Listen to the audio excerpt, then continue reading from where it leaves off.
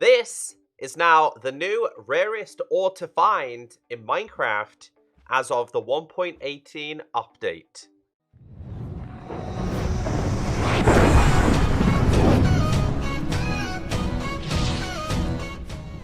Just a quick reminder, everything I'm going over in today's video affects all versions of Minecraft, whether you're playing Minecraft Java Edition or the Bedrock version on iOS, Android, Windows 10, Xbox, Switch, or PlayStation. This applies to all versions that are running 1.18 or above. So forget everything you think you know about finding diamonds in Minecraft. Literally forever, level 12 has been the god tier for Minecraft players. That's no longer the case, but don't worry, I'm here to explain everything you need to know about the new ore generations. So I don't want to bore you too much, but this is a graph of how ores used to generate in Minecraft before 1.18. We know as Minecraft players, if you come to like this level, you could mine in a straight line and find gold, redstone, diamonds, lapis, iron, coal, the whole shebang. It's not the same anymore, and that's what I want to explain to you. So let's answer what I said at the start of the video. The deep slate coal ore is now the rarest ore in Minecraft. So if you do find it, silk touch it, because you're really not going to find it that much. So let me explain why. In front of you is the Minecraft 1.18 ore distribution graph. I know, you've seen enough graphs in school, but this one's actually important.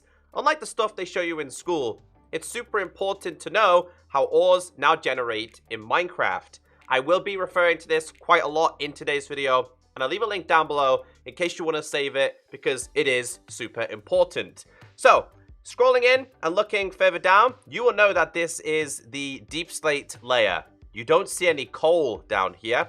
Now, deep slate typically starts at level 0 and below. You don't see the coal. However, if we zoom in here, coal actually generates at level 0. Now, the thicker the actual ore gets, the more common it's going to generate. But there is a very, very slim chance right here, because this is coal, that it can generate as a deep slate ore. The rest of it is going to be the regular coal stuff, which you have seen for a very, very long time. So at like level, I don't know, 1, 2, you might find some of the deep slate coal, or the negatives like 1 or negative 2, you might actually find it. So yeah, that's super important to know, and that's why it's rare. So if you would like to find yourself some iron, the best level to strip mine for iron is going to be level 16. The best level for finding copper is going to be Y level 48. It's also going to be even more common inside the new dripstone caves. But fun fact, lapis is also really easy to find at level 48. And this is due to the new no air exposure, which I will explain when we get to the diamonds. However, the actual best level to find lapis is level 0 or level 1. And the evidence to support what I've just explained is also on this graph. Well, actually, I'm lying to you about iron. I said it's level 16. Well, it kind of is, but it's not. Iron is actually better the higher you go up. So levels 208 to 256, iron is going to be really, really common. The only issue here is you have to find terrain that actually goes this high. But if you do find huge new mountains, then obviously iron is going to be a lot more common. But again, for consistency, level 16 is the best for iron. Like I mentioned, copper, best level is 48, but it's going to be more frequent and more common if you do find yourself a dripstone cave.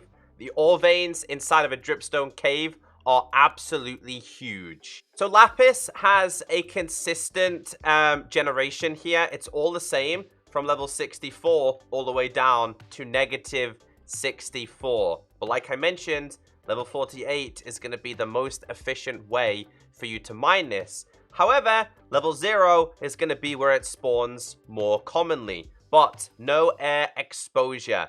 Let me explain that. So lapis is definitely a more interesting ore. Now lapis has something called no air exposure. What this means is that it's not just going to spawn so you can see it when you're at level 16 or negative 16. it will be encased in materials such as stone, deep slate, or any other type of stone variation. Let me explain in a little bit more detail. So, this is a lapis block, right?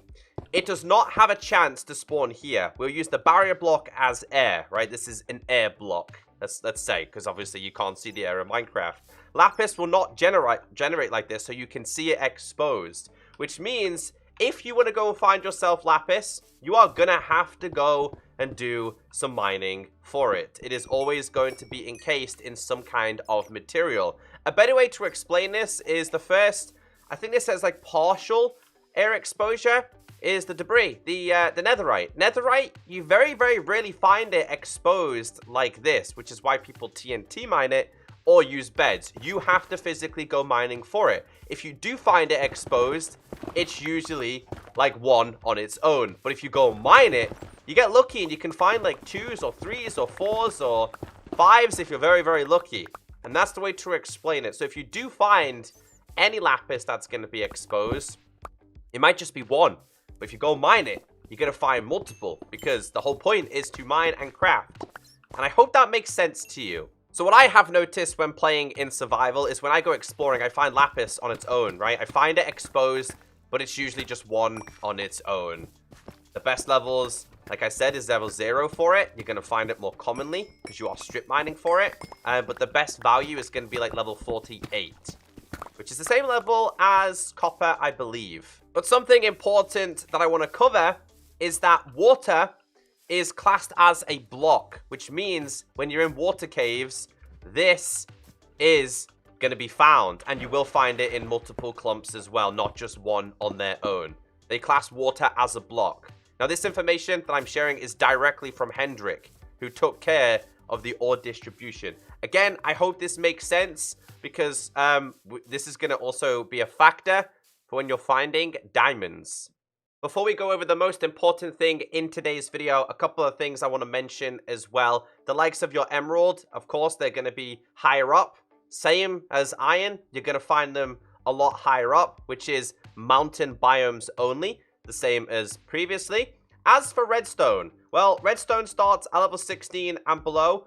At level 16 to level -32, it's consistent at spawn rates. The further you go down towards the negatives, like -32 to -64, redstone becomes more common. So the deeper you are, the more redstone you are going to find. -16 is the best level for gold. Now, this can start at level 32 and can be found all the way to -64, and is very, very common in generation spread at level -48 and -64. However, the reason why I didn't talk too much about gold, the best methods of golds are via the Badlands, the Mesa biomes. I highly recommend sticking to them when it comes to finding gold.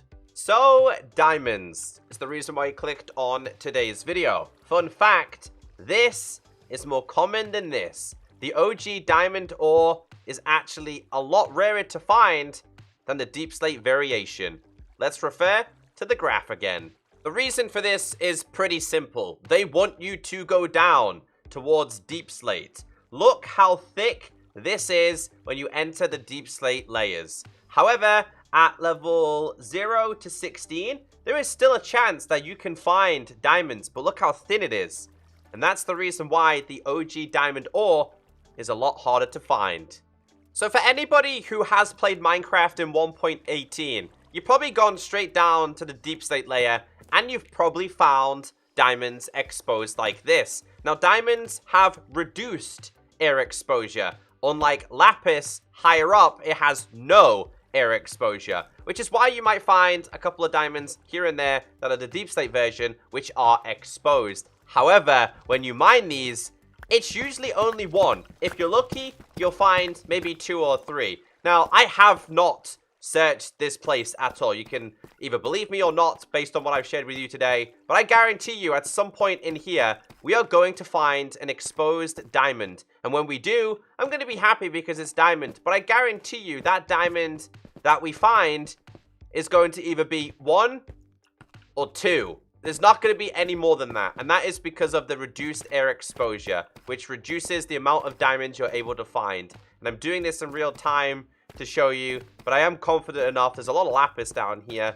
Come on, don't let me die. There we go. There we go. So if we dig around this, I guarantee you there's only going to be one. There is only going to be one. Now, as you know, as a Minecraft player, whenever you're playing Minecraft, like, one is great, right? Don't get me wrong. You have fortune. You get a couple. You're ready with a pickaxe and a sword. But as Minecraft players, you want more than that. You're used to finding 3, 4, 5 at times.